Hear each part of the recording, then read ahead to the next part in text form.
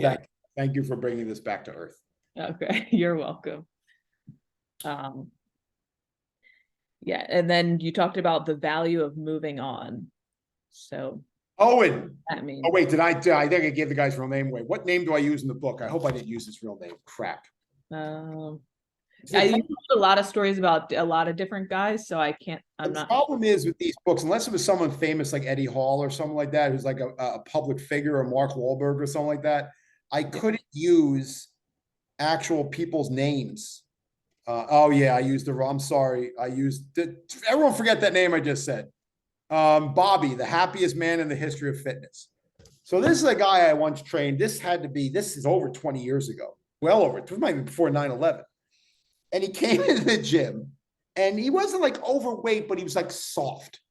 And he was this really wonderful guy. You could tell just he wasn't an exercise guy, right? He wasn't gonna be doing shrugs on the Smith machine anytime soon. And he came in and he said, I want you to help me with one thing. He said, I want to be able to touch my toes. And I said, why? And he told me because he had this gym teacher who looked just like me in high school. And or it was middle school, maybe it was seventh grade. I don't remember. I wrote it. I had to change so much in this to protect people's identities. Um, and he said the guy used to scream at him and tell him he was nothing because he couldn't touch his toes. I mean, come on. No wonder no one likes to exercise. These are our representatives. And so within 3 sessions, it really wasn't that hard. It was just a bunch of basic stretches, mobile. Once I stretched the guy's calves, he got halfway down to his toes. He literally touched his toes.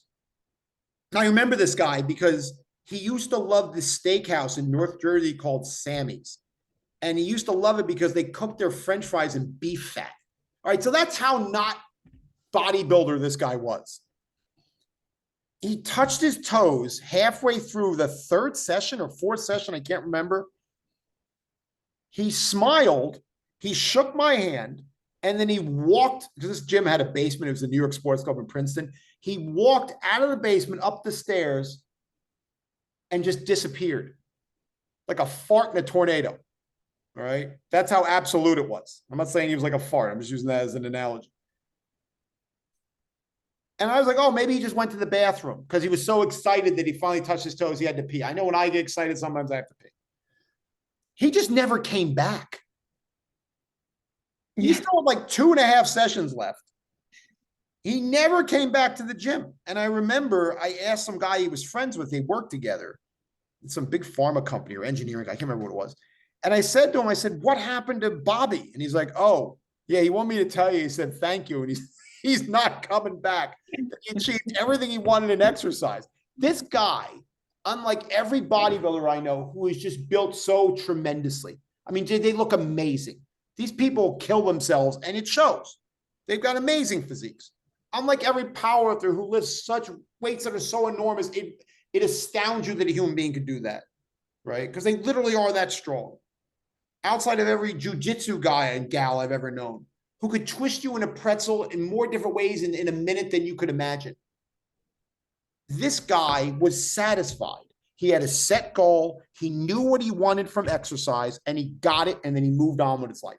To this day, actually, I wound up hearing from him years later. He actually wound up being able to maintain his toe touch, even like 50, 60 years old, because he just did the exercises I showed him every day. But he was so much happier than people who had so much more. I had a client who told me a story once about when he was a kid. They were very poor living where they lived in India. And he asked his dad for a bike.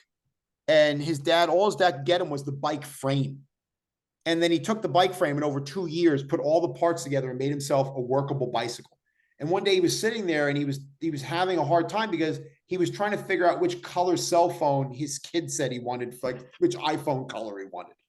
And he realized like how happy he was just to have that bike frame. And then how amazing he felt after 2 years of picking up scrap parts all over he lived in a friggin' village, for crying out loud, all over the village, of being able to build that bike and then ride it. How happy he was with that. And yet he was worried about having, freaking his kid out by getting him the wrong color cell phone. This guy was so happy that he had it because he had something to move on from. And that's the problem. If you're not going to become part of the weightlifter bodybuilder community that you and I are part of, it's like you're never satisfied, right? You're never happy. And no matter what you do, there's always something you could do better.